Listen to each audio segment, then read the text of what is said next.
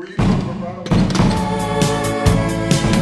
wanna change you, mold you, shape you, sculpt you, twist you.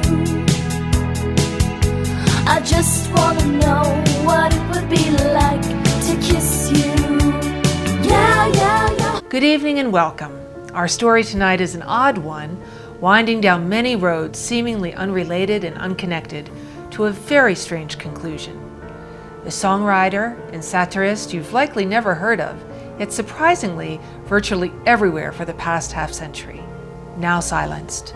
Stay tuned. His family moved to a small town in New Mexico in 1958, a bigger house than they had ever lived in before. Finally, he had his own room.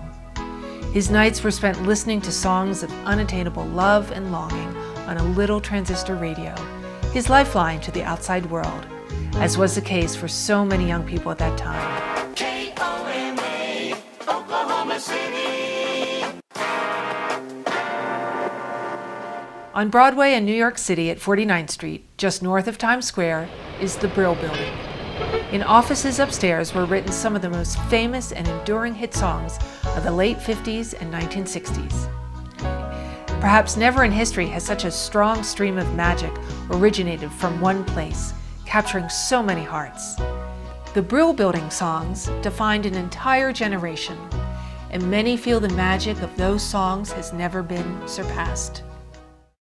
Soon, perhaps unavoidably, as we shall see, he began writing songs of his own in the Brill Building style, and by some accounts, of similar quality. Even though he was not far from Clovis, New Mexico, where Buddy Holly recorded some of his most famous songs of that era, his songs were not recorded nor ever heard by the public. Or were they? To tell this story, we'll be using video and audio recordings we were lucky to get access to. I apologize in advance for the quality of some of this video. Most of this is less than broadcast quality, and the stuff that's really crappy will frame in this little old TV set. All it takes is a little sadness. All it takes is a little soul. All it takes is a little madness to get us to our goal. Our attention was first drawn to this story by this footage sent in by a fan of our program. Well, how could we know for sure whether our dreams aren't more real than waking reality? That's a good question, whether our dream life or our so-called waking life is more real. But you know, there's an interesting case right here in town. We're taking care of this guy over at University Hospital and studying him. He's in his late 50s or so in a coma, technically. Yet all the brainwave measurements show full mental activity. I mean full, very active. But what's in there? What's going on? What's his reality? We don't really know. It would help if we could get some sign of whether you're hearing me or not, for starters. I tried to get you to blink, all the regular stuff, but no response. Can't you guess from his background and his history? What makes it interesting is that he was received in this state maybe a year ago when his family, his caretakers, evidently passed away. And nobody really knew about him being there outside of his family who were being taken care of him. So we don't know if he was ever conscious, ever out in the world, or maybe born that way. So always in a pure imaginative state, never having experienced the world at all. Who knows what's going on in there? And maybe he just saw some TV and news, and what would he have constructed out of that in his mind? Maybe he's just as well off living in a TV reality. I guess lots of people do. The comatose patient was identified shortly after this video was shot. It's the songwriter who's our subject tonight. In investigating his story, we were given access to a huge trove of his songs, going all the way back to those Brill Building days, along with many videos and recordings done more recently. Due to an incredible tangle of miscalculations, legalities, and just plain jealousy, very few of these hundreds of songs, rock, country, and otherwise, have ever seen the light of day. Tonight we'll explore this huge trove of material and how most of it was denied a chance to be heard or seen by the public, as well as a mysterious personal connection to the Brill Building which may require a leap of faith to understand. We're aware, of course, that songwriters do not loom large in the public imagination. especially compared to the artists who make the songs popular. But we think you'll be amazed by this story. Stick with us. No taking, no breaking my heart. If these songs seem familiar, it's because they do sound so much like the songs of that era. These are demo recordings and videos made several years after the songs were written by our now comatose songwriter when he was still in his early teens. Maybe that was the song that I know. A heart that's been broken, such sadness unspoken. My heart's closing down. Every now and then on my radio show, I play some of Jim's Brill Building style songs. Someone would always call in to say they were glad to hear these oldies again, and I'd say no, they're not anything you've ever heard before. They're just in that 60s style. People would get pretty insistent though, but that's just a testament to how well they captured that era, I guess. Somebody even sent me a video she did of one of Jim's country songs from his book. I think it's really sweet. But I think the dog misses you, the way you sigh when someone kisses you. Sometimes he seems to cry at night when I turn off the bedroom light. I guess he just can't stand not to smell your hands and how he loves your tender touch. Yeah, that stupid dog, he misses you so much.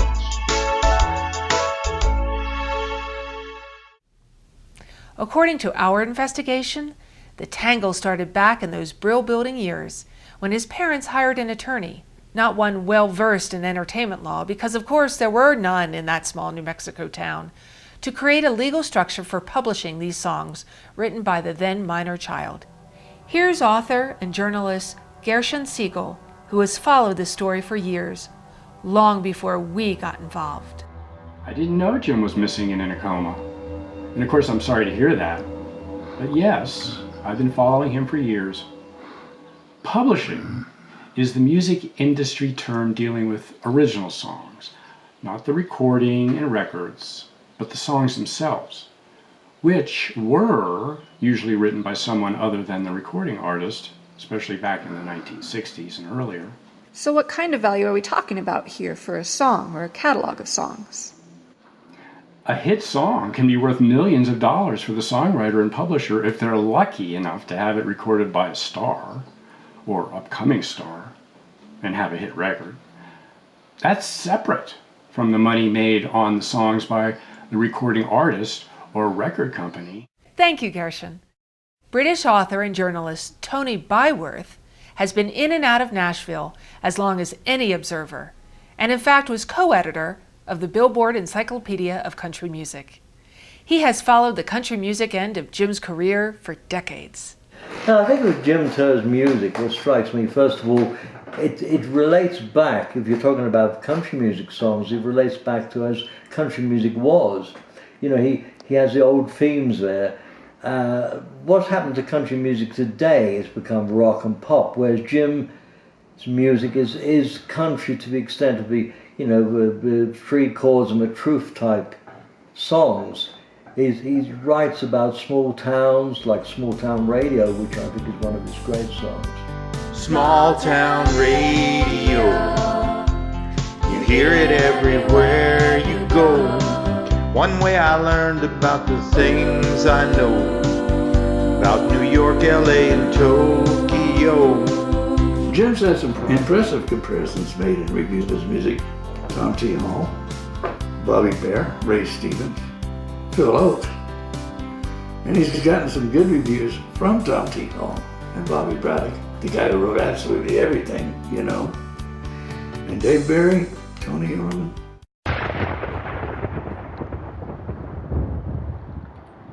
I want to thank our previous host who's back again. Your previous video has gone viral. I appreciate it very much. So what have you chosen for us today? Doing mud video. That's a fine selection and fashioned after what famous baseball poem, of course? Passing room in the bathroom. Of course. By? Hey, yay! Yes, it's a recitation. It's just words. It's fashioned after the baseball classic called Casey at the Bat. And are you with me here? Come on, this is fascinating stuff. Anyway, of course, the original has nothing to do with romance, but that is the stuff of modern songs, and I think the story works very well. And it's a story of reconciliation, of an almost magical reuniting, the return of the, what do you call it? Prodigal son. Yes, the prodigal son, and it's frankly very melodramatic, but I think it works. I hope you like it as much as I do. Well, let's hear it. This is dark. The way I see country music these days, it's pop records made for kids, you know, pop and rock records being bought by youngsters. That's the way it's being sold. Why they call it country, I'm not too sure, because it really doesn't possess anything about country. Whereas Jim's songs relate to the old country feeling. We're roadshow rejects, got a few too many defects. Just old enough to be interesting, not rare enough to be worth a thing. But we're dear to the ones that love us, and true to the one above us. We did our job as best we know. We're just along for the old road show. He has a perception about music, about life. He's even been compared comedically to Shel Silverstein, Loudon Wainwright III, Mark Twain, Jackie Mason, for God's sake. There's humor in so many of Jim's songs, which seem to be almost entirely missing these days. Once upon a time, you would have humor. You like Roger Miller or Shel Silverstein, for instance, who can come up with great humorous, comical songs. Now, Jim has that in, like, Did It Hurt When You Fell Out of Heaven? But since you've tumbled on down to our hot little town, why don't you let me buy you a beer?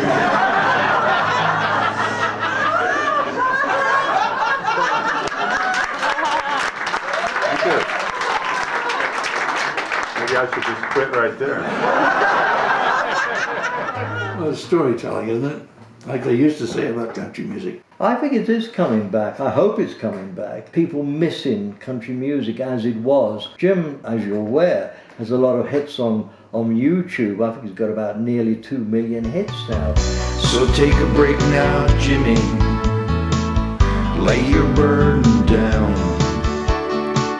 You've done more work to ease our pain than anyone around.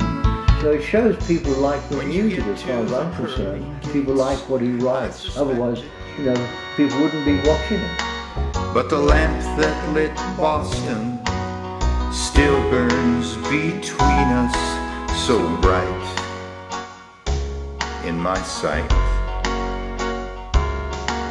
that if I can't lie with you, let me lie near you tonight.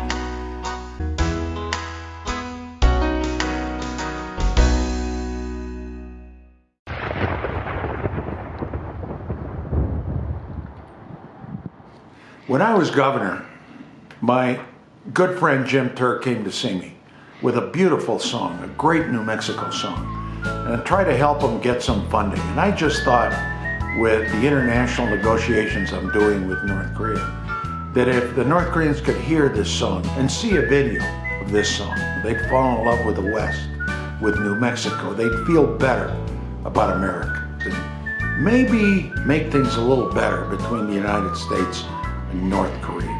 New Mexico, skies of blazing red and silver. New Mexico, summer mountains topped with snow. New Mexico, where it rains out in the sunshine. I arrived here as a stranger, now I can't leave New Mexico. Journalist Bill Richardson has also followed Jim's songwriting for years.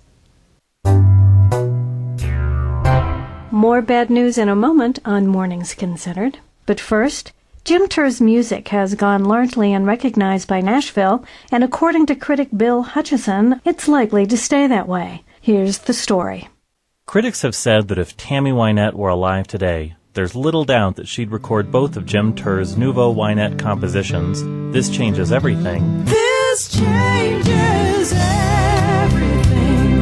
The sparkle of this wedding ring. and Three-Tiered Wedding Cake. Try a bit for your own sake, my tender three-tiered wedding cake. But Tammy Wynette isn't alive today, and with Terr stubbornly living in New Mexico and with no contacts whatsoever in Nashville, few of his songs are likely to be recorded.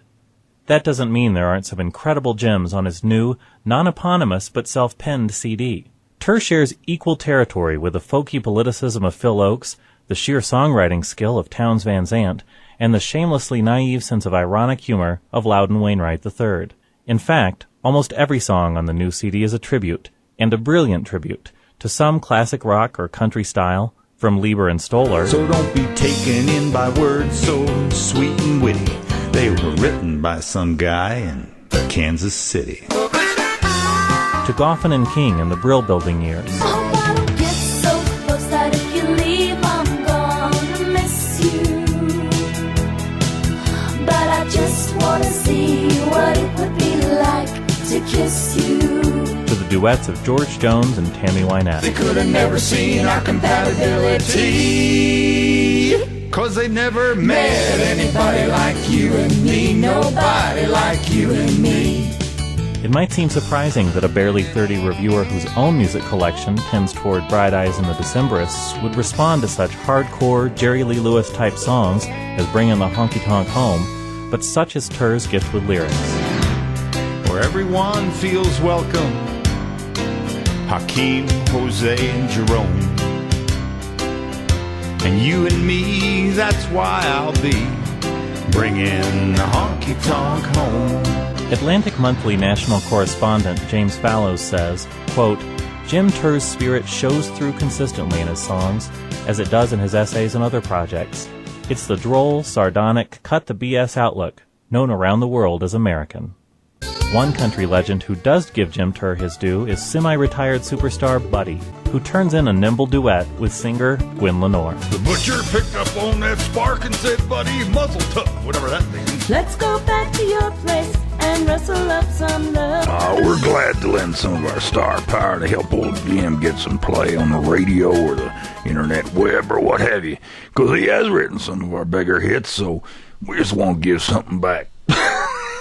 For a writer whom critics have compared to Shel Silverstein, Tom T. Hall, Paul Kraft, and even Mark Twain and Will Rogers, Terr is a little disappointed that he's received the most airplay so far on the novelty song, Do They Have Email in Heaven? Do they have email in heaven? If not, I don't want to go. But he's confident his compositions will find a home eventually, if only after he's dead. She taught me how to sit and cry the whole night long. She taught me how to sing these songs all right. Combining comedy with tragedy, optimism with hopelessness, and prolific wit with his favorite three chords, Jim Terr's songs are triumphant anthems to this difficult business of living. The CD is Please Cut My Song, Mr. Travis by Jim Terr. More information at bluecanyonmusic.com. Our reviewer is Bill Hutchison of the Anthologist Cabinet of Musical Marvels, anthologist.org. You're my champagne and my chauffeur. With all of these restrictions on his music, how did Jim get by? Remember, there was evidently some arrangement for Buddy recording Jim's songs. So that yielded a fair income for Jim as a songwriter. Enough to allow Jim to record a lot of demos of his songs, which is how all these videos came about. But another of the few venues that were open to him was Jingles, different legal status. Jingles were partly his way of striking out at this rather unfair and stifling situation. And he's done a lot of jingles, including a couple that have been heard nationally. Hi from Snapple. Jim Terr of New Mexico sent us this tape. He calls it Sing a Song of Snapple. Sing a song of Snapple, but wait until you drink, 'cause singing while you're swallowing is harder than you think. Grab that friendly bottle, enjoy its heft and girth, and gulp the drink that's made from all the finest stuff on earth. Okay, kids, Sing a song of snap all the way till you drink. People feel at home at Walmart. People feel at home at Walmart. We're trying to keep clean and beautiful here in New Mexico. Riding the highway in New Mexico, I saw litter around me, above and below. Then a spirit appeared, as sweet as a kiss. She told me a secret as simple as this. Toss no mas, that's what she said. My beauty is fading, it soon may be dead. You're spoiling my highways, my beautiful lands, but you hold the answer in the palms of your hands. Hold on, mama, I think I feel a song coming on. No, I think I do too. Sometimes a restaurant is more than you could ever want. Not just a place to ease your hunger, but to meet your friends, both older and younger. Charlie's is just that kind of place, a tasty dish on every plate from all across. That dog got a mighty, so tasty and so bitey, good to chew, maybe even good for you. That dog. We're stronger than we've ever been. Stick with us and you'll always win, 'cause we're your bank, and we're saying thanks, the Bank of Las Vegas. Feed your tongue something yummy, yes you should. Drop by here, grab a few, yes you could. Spanglish muffins will be stuffing you good. Have you ridden the rail runner? Nothing could be funer than cruising beautiful terrain on a first-class high-speed Highline train. 100 miles all the way, it'll really make your day. Bringing kindness to those who need it, that's our only function. Feeding and housing those in need, Joy Junction. Thank you, Gershon. We'll explore further how the restrictions you referred to managed to stay in place for decades, keeping a good body of songs completely out of circulation. First, though, this story could never be complete without a few words about Buddy. Yes, the capital D's are how Buddy insists his name be spelled. There's not much everybody doesn't already know about Buddy, at least according to Buddy. A somewhat successful country singer and tycoon hailing from the Tri-Cities area, he says, without ever specifying which Tri-Cities area he's referring to. Sugar, where are you from? Oh, wouldn't you like to know, little darling? Hell, we're from the Tri-Cities area. Everybody knows that. The hell, what do y'all think? Jim's friend, nemesis, associate, in many ways his alter ego, and certainly the beneficiary of his songwriting. Even this reporter was pulled into the vortex of this contentious relationship.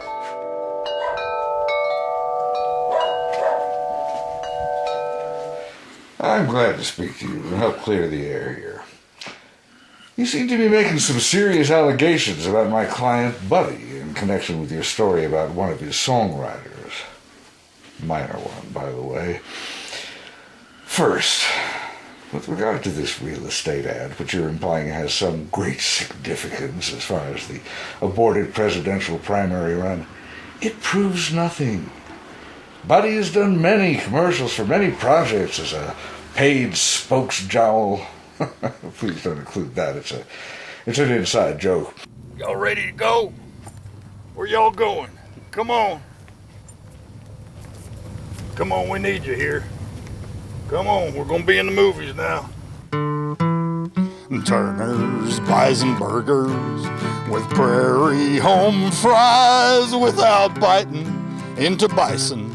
Today I will die when you're running low on buffalo and ain't had your fill. Just drag your old carcass into Ted's Montana Grill. As a paid spokesperson for many products, no significance, nothing to see there.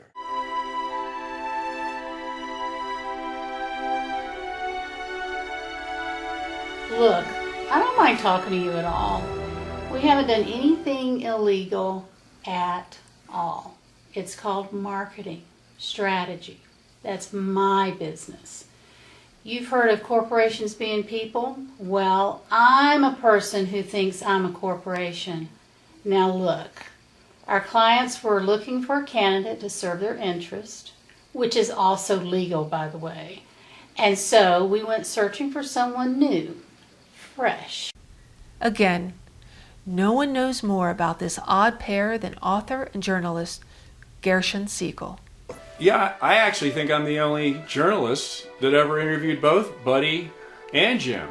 The relationship has always been interesting and, it's been contentious. Jim, of course, wrote many of Buddy's biggest hits.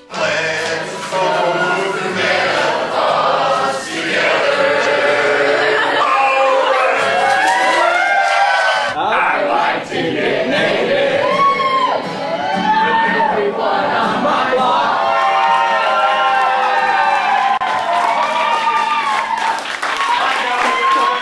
And, did pretty well doing that. But I actually think Jim was resentful for not having that spotlight, that Buddy had. They said just give the millionaires a tax break and you'll see the only one getting trickled on is me. Yeah, please trickle on somebody else but me. Buddy actually is funny. He resented the fact that Jim wouldn't just write for him exclusively and not write for anybody else but Buddy. One day our sweet sunflower slipped and dashed her mellow brain against her oaken countertop and could not rise again. When the cops finally broke down that door, the whole scene made him edgy. They found two beasts who'd never more be happy eating veggies. Ginkgo tofu, let us hear your wild savage song. One fine day your time will come and it probably won't be long.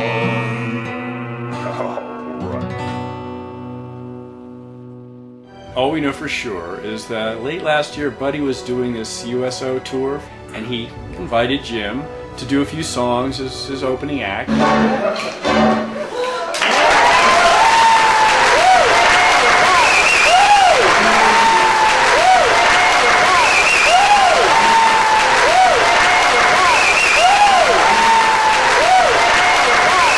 As we've all heard, sometime after Jim got off stage, he totally disappeared for about a day. And then he claimed he never remembered what happened to him. I've gone from being your real estate agent, to your advisor, to your friend and confidant, and now basically your nurse. And what have I gotten out of it? I'm glad you can't respond, because I'm not asking, I'm telling you. Thank you, Gershon.